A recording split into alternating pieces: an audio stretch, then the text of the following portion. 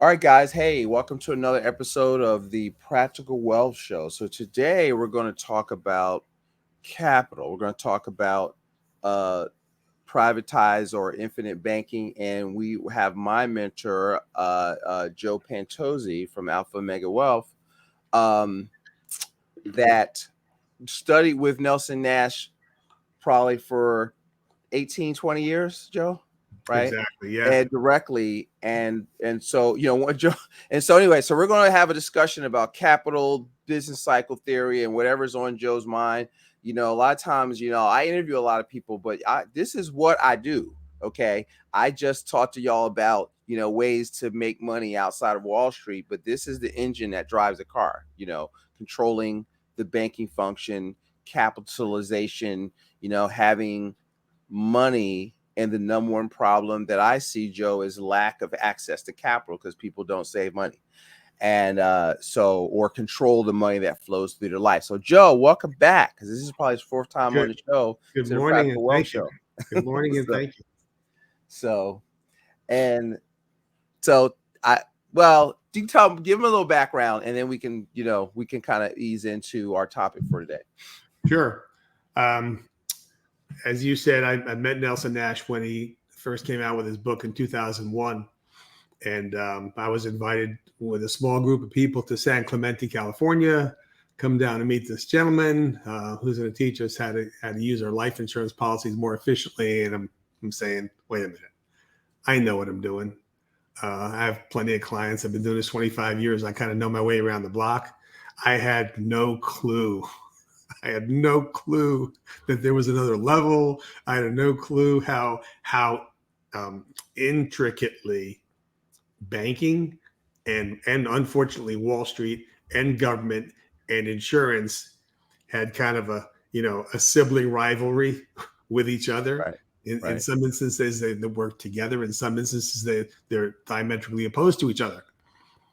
And here I am as a professional, as an advisor, as an insurance professional, all these years, showing people the what.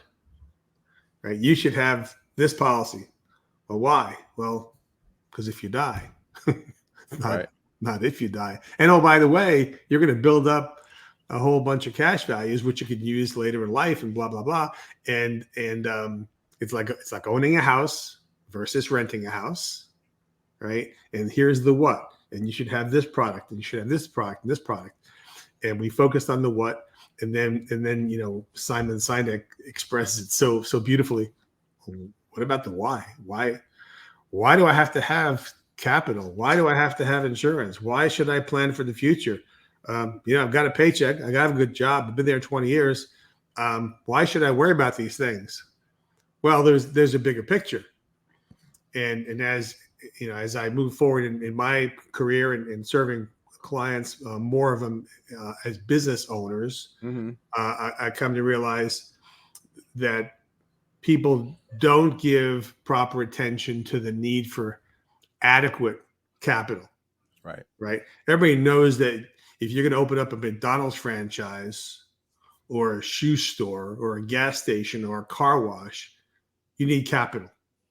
And in order to maintain any kind of a business, pay your payroll, pay your insurances, pay your taxes, do your advertising, on down the list, you're going to need capital and cash flow. Right. And here's the thing. Capital is vital to a business owner. And then somebody says, well, not my problem. I'm not a business owner. Oh, you're not a business owner? Who pays your paycheck? Well, I work for somebody. Oh, so your paycheck is dependent on a business owner's survival. Right. Right. Well, no, not me. I work for government. Or no, not me. I work for a nonprofit. Okay, well, if you work for government, then your paycheck is contingent on the government's continuing to collect taxes from business owners. Right. And if you work for a nonprofit, then your paycheck is contingent on continuing donations and contributions from business owners. Right. So it's in everyone's best interest to pray and support and uphold business owners, because somebody said the business of America is business, Right. right? That I think people forgot that, but yes. Right. So So there's a necessity for capital, and what happens in the absence of adequate capital? Bankruptcy. right. And we can look up the statistics and say, wow, in after so many years, if you open up a restaurant, you have a 90% chance of failure after 5 years. Why is that? Because people are stealing the dinner rolls out the back door? No, because you weren't adequately capitalized. So, um, and it applies to an individual's family, right? Right. If my family isn't capitalized, we're not going to have a happy family because we don't have enough money to take a vacation once a year. Yeah, I mean, I would argue you should I always tell people you should run your household is a business. So people talk about your personal economy. Economy is the root word of economy or economics is I always pronounce it wrong, but it's economos, which means household manager, right? And so so it's not this science that all these people get PhDs in college. It's just, you have you can't control and you can't control we tell our clients, look, you can't control the economy at large, but you can control your personal economy, which is your production and consumption of your finite amount of resources that flow through your household. And so you have to manage that, right? And control money that and keep more. I always tell I was rereading The Richest Man in Babylon, right? And a quote from I'm gonna butcher it says, if you have not managed more than a bare existence since we were youths, it's because you either don't know the laws that govern the acquisition of money or capital. Capital means money. Just for y'all don't know, we're talking when we say capital, and or else you do not observe them. Okay. And it Mm. starts with paying yourself first. Part of all your earn is yours to keep and spend less than you make. Like that's the foundation. Like if you can't do that, you can't do nothing else we talking about here today. Okay. Because you can't control Parkinson's law. You're spendthrift and you can't control the money. And you're not mastering your money. And that's really key.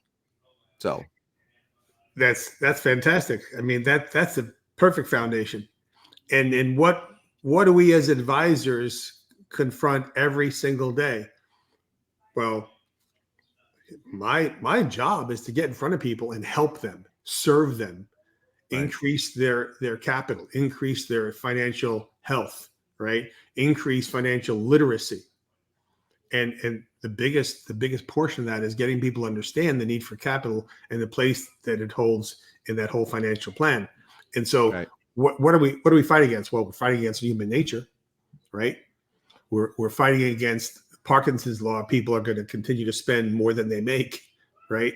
And they don't give adequate attention to all the different reasons why they might need capital. And so, the idea of a savings account or an emergency account is kind of ridiculous when you think about it, because we give lip service to the idea of an emergency account. Well, you should have 3 to 6 months expenses in an account. Who has that? And if you have it, is that enough? Well, what if I want to take my wife on a in my case, a 35-year anniversary trip Mm-hmm. to Europe? That's going to be a couple of weeks. What am I do? Use my emergency savings for that? No, that's not an emergency. That's vacation. And that's something you could plan for. And you knew it was coming. Right. Okay. Right. It wasn't unexpected. Well, what if then you have the unexpected? A medical bill that's not fully covered by insurance. We've had that in our family, right? Or a bad decision, a bad business decision, a bad hire Right. that cost me 6 figures. I can't tell you how many times I've done that. A bad call, or the market does such and such, right? And so the thing that we lean on, whether we realize it or not, whether we admit it or not, the thing that we lean on is that, well, I could always get a loan. And really, isn't that part of the business cycle? Somebody sets up a business, and the first thing that they want to do is set up a line of credit. Right. They get a small business administration loan, which is nowadays around 9.5%, right? You've got to go through an act of Congress and 85 pounds of paper, and you have to prove that you don't need the money in order to get it, right?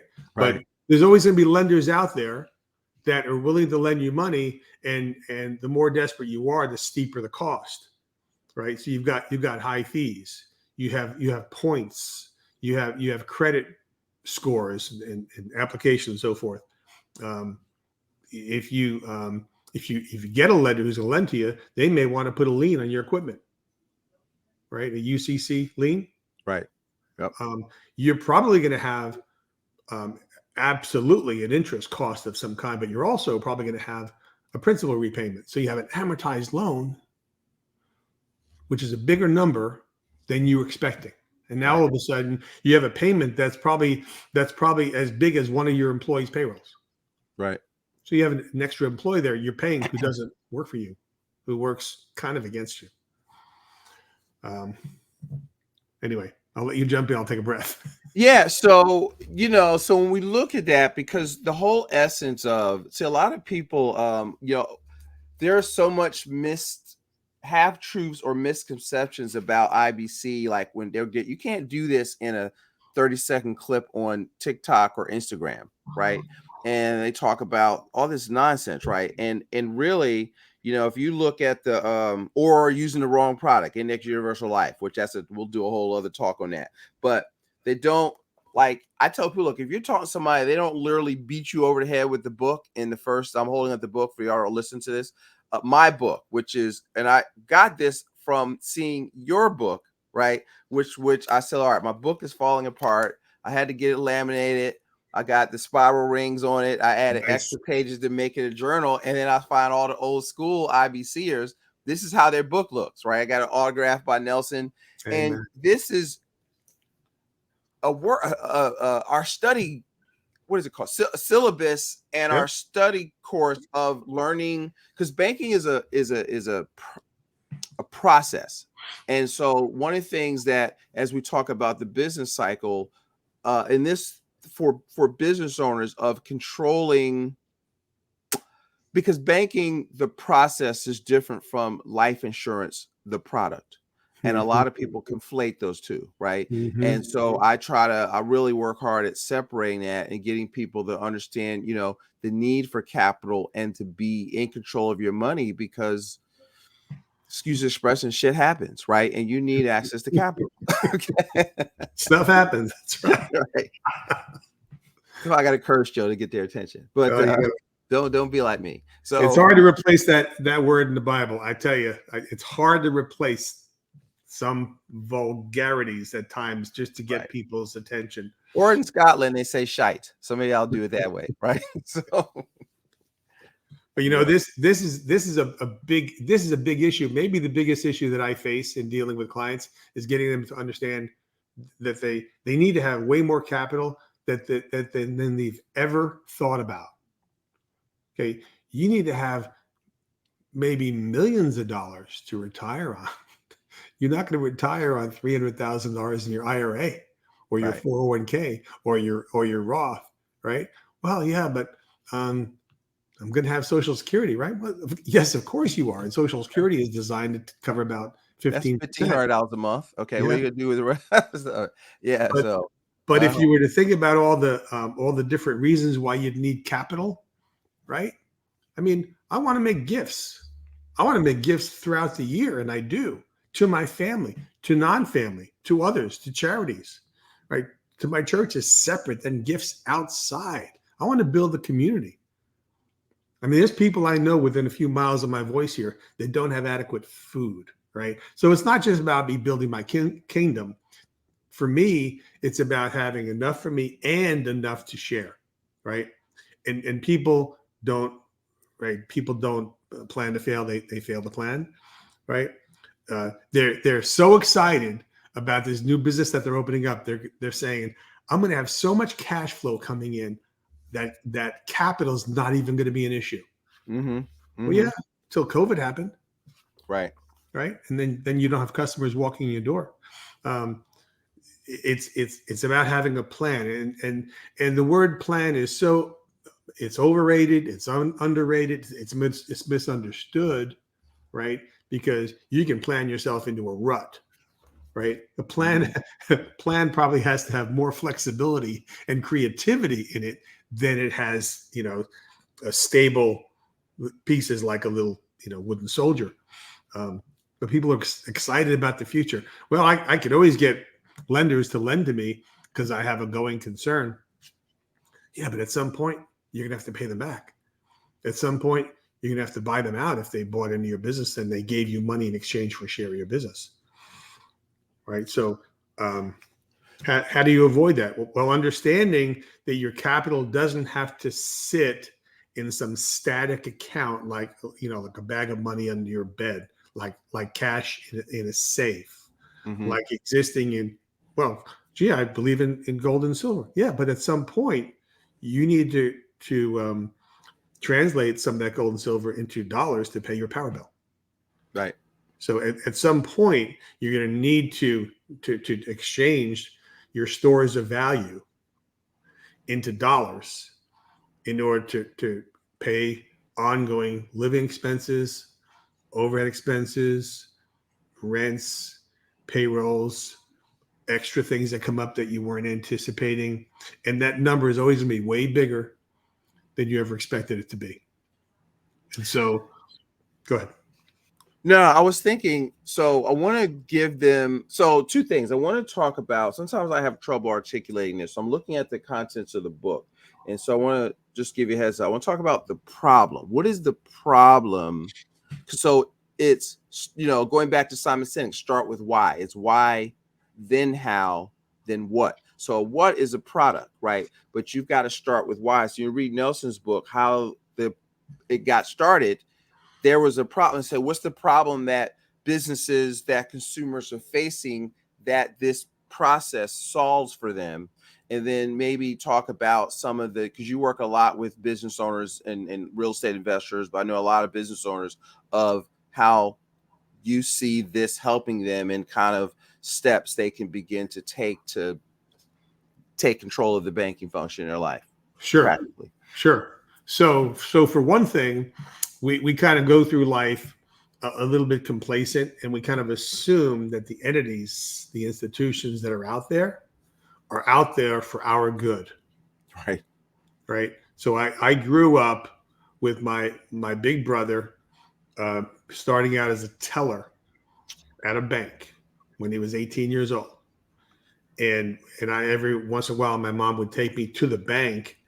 We would walk in that bank, and it was this giant edifice. It looked like a Greek building, stone and marble and steel and glass. When you walked in there, there was a security officer, and you had to treat it like it was a library or a church because you couldn't raise your voice, right? Because they set up this environment that it's almost a holy place. Right. But at the end of the day, the bank is there to help us, because the bank is there for our good, and they're going to hold on to our money and keep it safe and pay us an interest rate and so forth and so on. And of course, we come to find out, bank is a for-profit institution, right? And their goal in life is to get our money, right, and to keep it with them, and to pay us a paltry amount of interest while they make the lion's share of the interest. And so, number one, be careful who you trust. Right. I mean, you're going to trust Wall Street, God bless them. You can trust government that doesn't know how to manage a budget, that wouldn't know a budget cut if it stared them in the face. Right. You're going to trust banks. And now I'm listening. I watched some of the testimony on the Federal Reserve Bank managers who have kind of admitted that, gee, if a bank becomes a certain size, if it gets to a certain critical mass, that bank gets to a point where it's too big to fail. And that's a good place to be if you're a bank. Gee, we get to $500 billion. We almost can't do any wrong because the government will bail us out, not just with FDIC, but with its own money, which is our money, it's tax money. right? Right. So, okay, so where I'm getting to is people are starting to understand the reason I want to control my own future and create literacy for financing my kids is because of freedom. One word, freedom. Right. Freedom. I want to have the freedom to act. I don't want to be told where I have to keep my money, where I have to send my money. I don't want to be told that this organization, this institution is going to manage my money for me, and they'll tell me what's best for me as I go forward in my life. Really? That's not the country I grew up in. That's not why we live here. Right. No, we live here because we get to fall on our face and bloody our nose by ourselves and not have somebody else keeping, a noose around our neck or a leash around our neck and directing us where we should walk and where we should act and how we should conduct our business. No, let me make my own mistakes. And that means I have to control my own capital. Right. And see, so financial literacy is accounting, the ability to read numbers and see. So if you're hearing this, you've got to want control. I was watching, what's my favorite football movie is The Replacements, right? With Keanu Reeves, and it says, winners always want the ball. Okay. And I want the ball. They said, well, he said most winners do.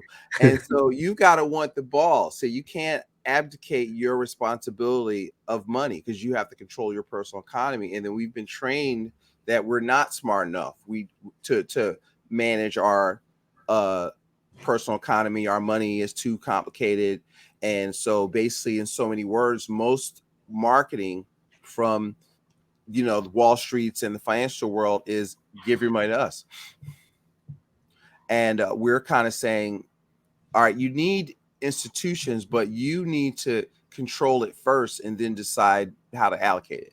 And that's just the paradigm shift that that I think we're trying to get across. Not so much selling insurance, but the paradigm shift of control your money. And then we use properly structured dividend paying whole life to facilitate a cash flow management system of am I saying that right? See, I always say I always call Joe and say, look, here's what I'm thinking. Am I saying this correctly? So, I think if your heart is pure, and kind of I wake up every day and say, God, let me say the right thing. Let me do the right thing. Let me serve people. Let me put them first. Yeah. Right. If I was the customer, what would I want done for me? Mm-hmm. Well, one of the things I want done for me is I want to know that the financial partner that I'm working with that has the big bucks, I want to know that they have my interest at heart to a large extent. And that's why, from a philosophical standpoint, I decided long ago in my career, on day one, that I wanted to work with a mutual company.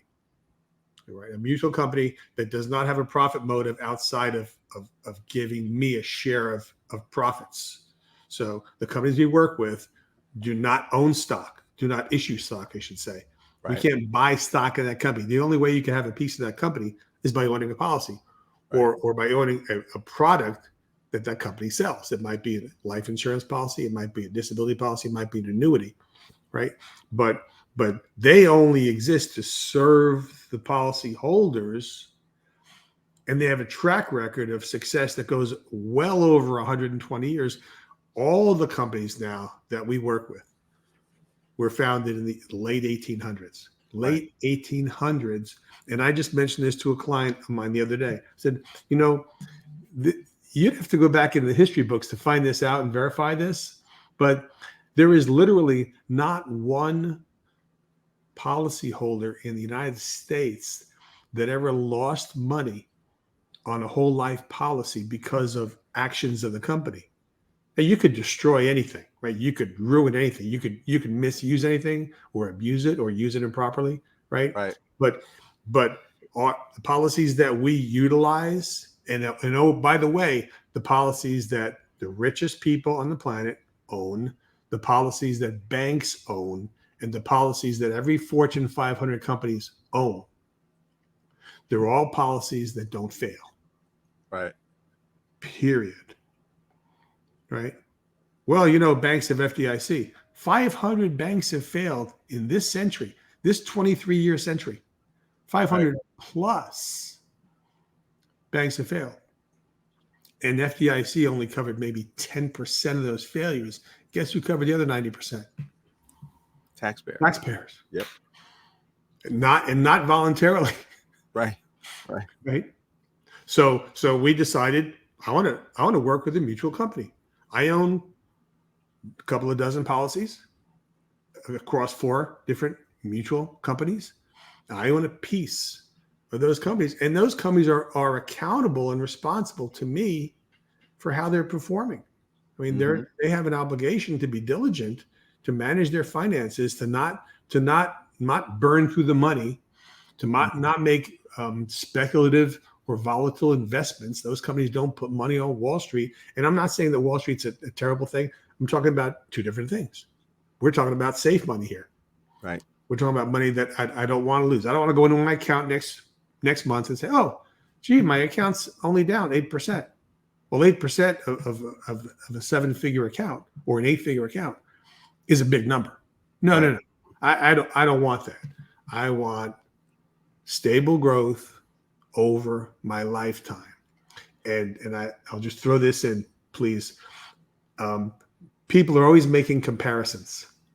Well, I'd rather buy real estate than life insurance. I'd rather buy a money market than life insurance. I'd rather buy a Class A mutual fund than life insurance. I'd rather run a business. It's not. First of all, we're not in competition with how you make your money.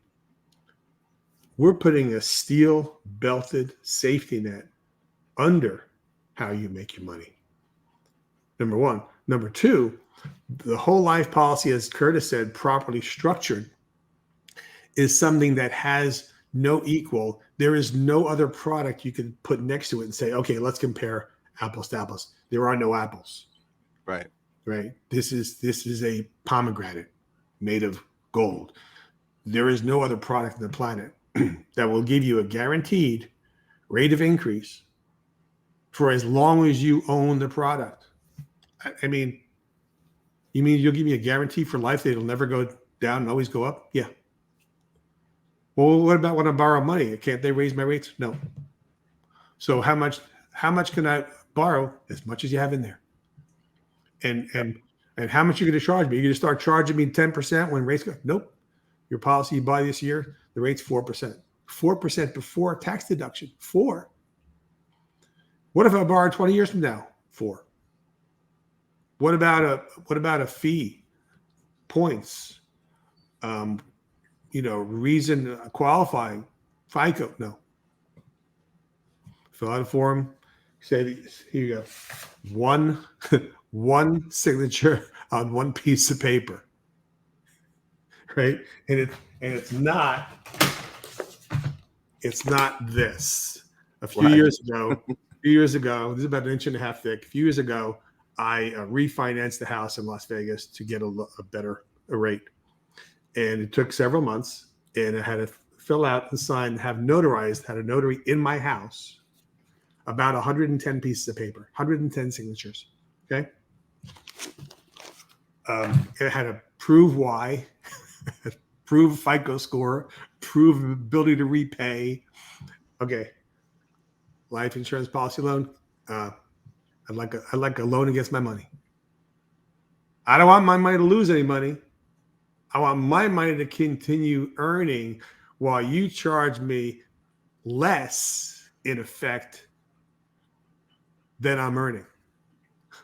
I'm going to make money by taking a loan against my life insurance and put it into my business machine where I make my real wealth. I mean, if people understood how life insurance really works and how good it really is when it's properly structured and properly managed, Nelson says people would buy that at vending machines. And that's what we're trying to do. You gotta, it's work to get you all to get this. I have people that, and I go through their budgets and I've shown them, all right, you can do this. And I tell people, look, you have to, Adam Smith said, I told this to somebody yesterday. I said, listen, you have to capitalize. It means you got to put money away. And it says a bank. Now, when we say banking, just for the compliance people out here, we're not talking about a bank. Banking means creating a pool of capital that you control that can move at cost to meet some need you have. So that's what we're talking about as a concept. All right, just to be clear, right? But what happens is, Adam Smith says a bank can't make a loan unless it first has a deposit, right? So I got the concept from you all that when we first started working together, that you want to see Nelson says everybody needs two businesses: the ones that makes their money and the banking business as your second business. And you taught me to look at it as a franchise, that you're building a second business to finance the needs of personal and business needs of the first, and kind of recapturing the profits you're giving away to third party capital. But I just said it, but you say it better or say it differently so I can get people to understand what we're trying to do. No, but you said it exactly. And Nelson repeated what Adam Smith said. A bank cannot make a loan unless it first has a deposit. And it's amazing that 3 out of 4 business owners don't understand that. MBAs don't understand that. CPAs don't understand that. CFOs don't understand that. And how is that money being earned or made or manufactured or leveraged? Well, there are some things that banks do that we absolutely want to imitate. Right. And if the general public understood and saw the evidence, which we can show you in black and white, and saw that banks own billions and billions of dollars of life insurance, and start to understand why, then you would say, well, I don't really need a commercial bank as a middleman to hold my money. Why wouldn't I go direct to a representative of the insurance company, buy a policy, and start to do some of the same things, some of the things that we believe are good for people, good for the economy, right? Good for the future of our country. We don't believe that fractional reserve banking is good for our economy. We don't believe that that printing money is good for our economy. Nobody believes that. They believe it's an evil necessity. And then we can get into another time, the idea of fractionalizing, leveraging your assets. And why do banks fail? Because they don't have as many assets as they have liabilities. Right. Right? I mean, the whole idea of having a net worth is owning more than you owe. Right. So yeah, do the things that banks do in terms of creating velocity with your money. Don't keep it sitting. Right. But don't look to make risky bets with your seed money, with the money you can't afford to lose. You want to make intelligent, reasoned, educated investments in the market. That's not the subject we're talking about today. Right. I remind my clients, the biggest risk that you take is putting that key in that door of your business every morning. There's your volatile stock. You're taking a risk every single day. All the risk is on you. If your name's on the front of the check, you've got all the risk. If your name's in the back of the check, you have no risk. Right. That company folds, you go down the street, get another job. It's that simple.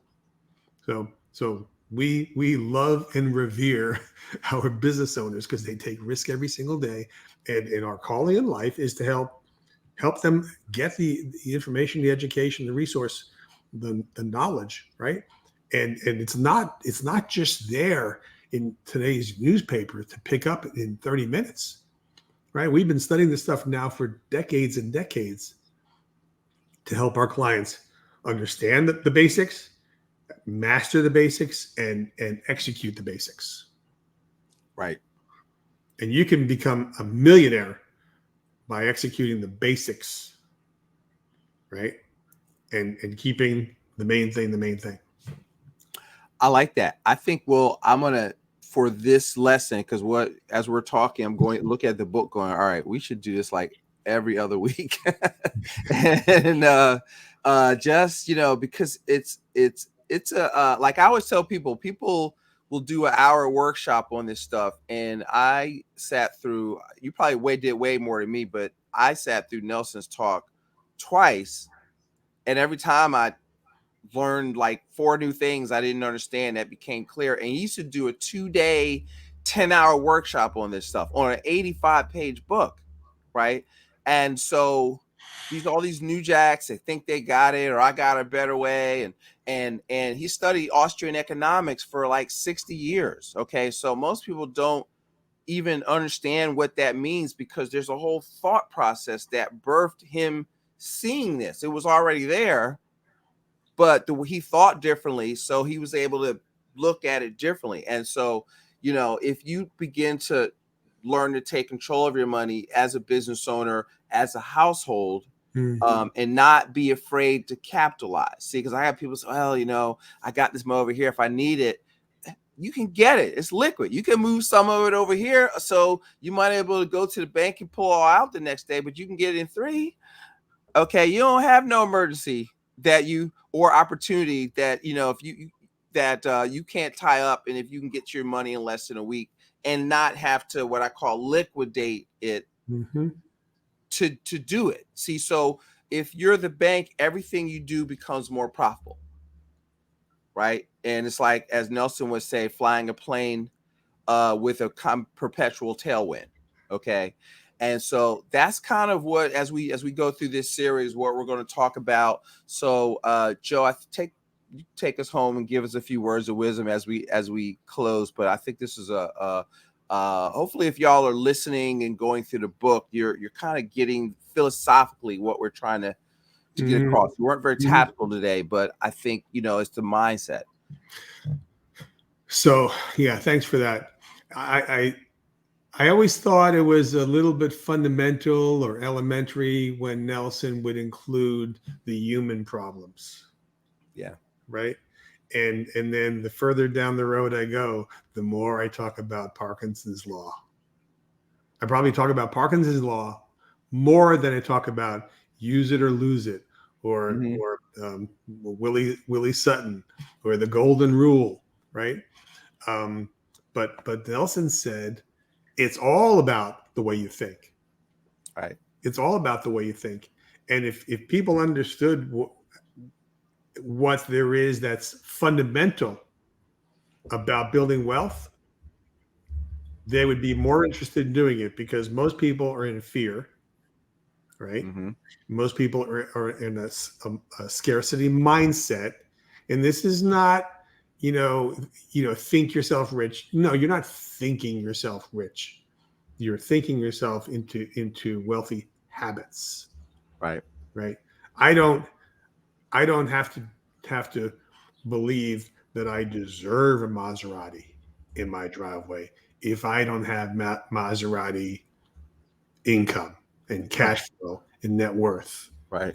It's not, Maserati is not a good example, because there are way better cars than that, right? But it's not about it's not what about somebody else sees in my driveway.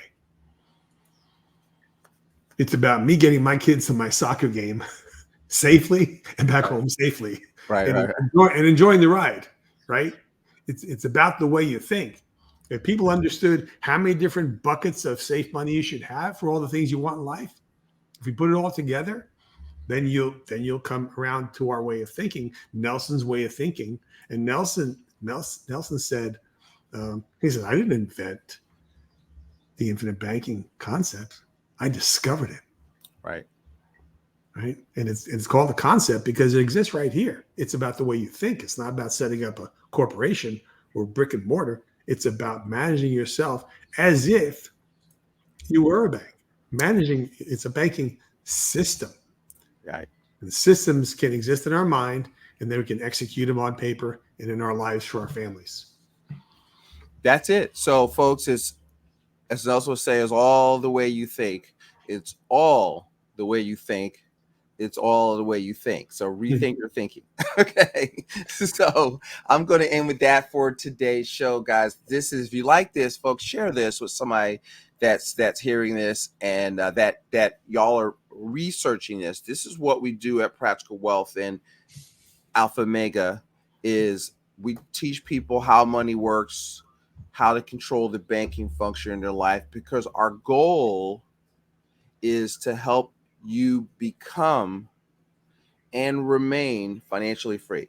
Okay, that is the why. Good You word. know, that's how we how do you judge if you're successful? Not by the revenue that we generate, because money is a result of creating value in the marketplace. So if we do what's right and we serve people, the money will follow us because we're solving problems, right? And that's what we're trying to do. So the problem, you don't control your money. Okay, that's the problem. That before the first many problems that we solve that we're going to get into it as we go down the line, because there's a lot of problems that we have the ability to help people with. They're going to identify them and then kind of systematically break them down for you. So guys, I want you to go out there and go back, listen to this again with some notes and hear it. I had somebody go through the book, and I've got people going through the book through the third time, and they're like, wow, I just got that. Yeah. I said, yeah, Nelson says the more you see, the more you see you didn't see. Right. And so that's the key. And you've got to do it. You've got to practice. It's being your own banker. Right. It's not waiting for Joe and Curtis to tell you what to do. We're the guides, but it's your money at the end of the day. So let me leave you with what Nelson says. Don't be afraid to capitalize. Right. Premium is the solution, not the problem. Right. Don't steal what is it? Don't be afraid to capitalize. Think long range. That's the number one problem, Joe. Right. Don't steal the peas. Don't be afraid to capitalize and rethink your thinking. There's a fifth one that he added. I don't remember what that one is. He said, don't do business with banks. Don't do business with banks, right? And that's a little bit harder, but that's all right. You can work toward that, because it's going to take about 20, 25 years to do that. Hence the think long range. Banks right? have a role. They have a role. Yeah. But we are the master, and the banks work for us. Let's keep things in perspective. Right. You've got to be the master of your money. And that's our whole message. Be the master of your money and take control. So guys, with that, we're going to end today. Listen, leave us a review, and go out there and make it a fantastic day. We're out. Thanks, Joe.